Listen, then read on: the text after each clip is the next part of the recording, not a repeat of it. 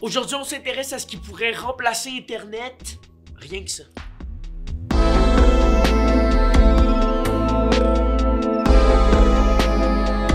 Je pense que dans le futur, on va être capable de voir nos amis en 3D. Je pense qu'il pourrait très bien avoir les espèces d'hologrammes qu'on voit beaucoup dans Star Wars ou tous ces types de films-là. Je dirais que dans le futur, on peut peut-être même créer comme quasiment un monde virtuel un peu.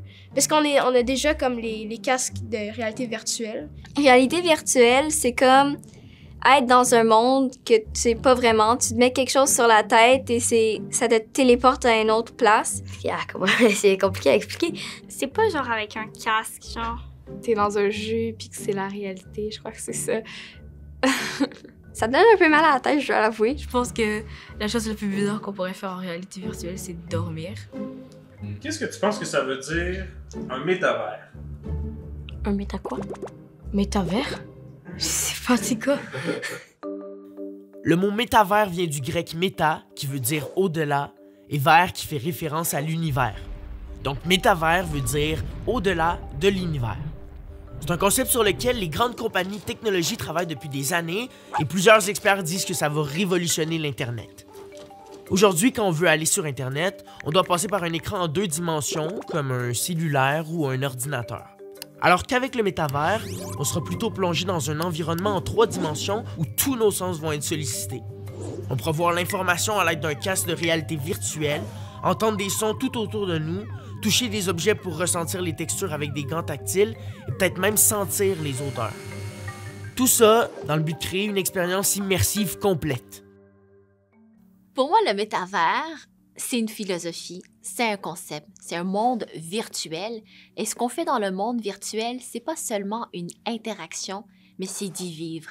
Donc, je pourrais y échanger, y acheter des œuvres d'art numérique, aller visiter d'autres personnes. Certains ont peut-être l'impression que le métavers, c'est la prolongation des réseaux sociaux. Mais en fait, je pense que ça, c'est beaucoup trop étroit. Le métavers, c'est la prolongation de l'Internet. Ma génération, on a été la génération qui, jeune, n'avait pas d'Internet puis a vécu cette révolution-là de l'Internet qui a complètement changé tous nos loisirs, notre travail, nos amis.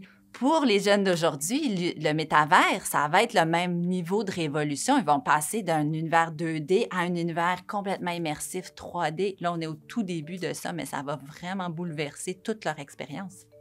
Yo! C'est fou comment c'est plus gros que je pensais, là. On peut se demander quel genre de place le métavers va prendre dans nos vies. Bien honnêtement, ça va dépendre beaucoup de chaque individu. Déjà, notre relation avec le web, avec le monde digital change. Il y a des gens qui aiment beaucoup faire des jeux, il y a des gens qui aiment parler avec leurs amis, il y a des gens qui aiment faire leur magasinage.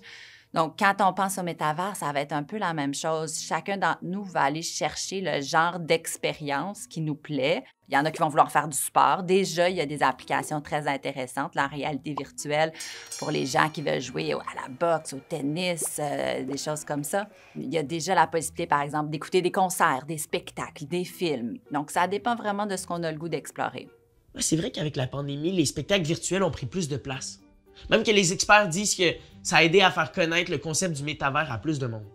Tu sais, c'est excitant, mais moi, j'aime ça, voir du monde en vrai, là. Une des craintes des gens, c'est que cette technologie-là prenne toute la place dans notre vie, dans nos journées. Donc, je pense qu'il faut vraiment réfléchir ensemble sur comment on développe cette technologie-là de façon positive, que ça ne soit pas un objet d'abrutissement où est-ce qu'on est hypnotisé par nos écrans, mais vraiment que ça nous ouvre sur le monde, que ça nous ouvre sur les gens, puis que ça soit ça qu'on aille chercher là-dedans. Il y a aussi la peur que tout ça, là, ça crée encore plus de pollution. Parce que pour héberger ce métavers-là, ça prend des centres de données un peu partout sur la planète, puis ça consomme beaucoup d'énergie. Les centres de données au Canada consomment environ 1% du total de l'électricité au pays, puis ça augmente à chaque année.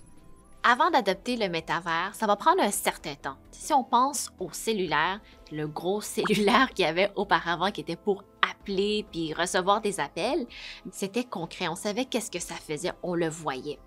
Le métavers, c'est abstrait. On ne peut pas le voir nécessairement, on doit le vivre, donc ça va prendre un peu plus de temps. Là, on est au tout début du métavers. C'est ma génération qui est en train de mettre quelques ingrédients en place, mais après ça, c'est la génération des jeunes d'aujourd'hui qui va la créer. C'est à eux d'amener leurs idées puis leur vision de ce qu'ils veulent, autant pour la technologie, mais surtout pour la société. Dans le prochain épisode, on parle de l'argent du futur.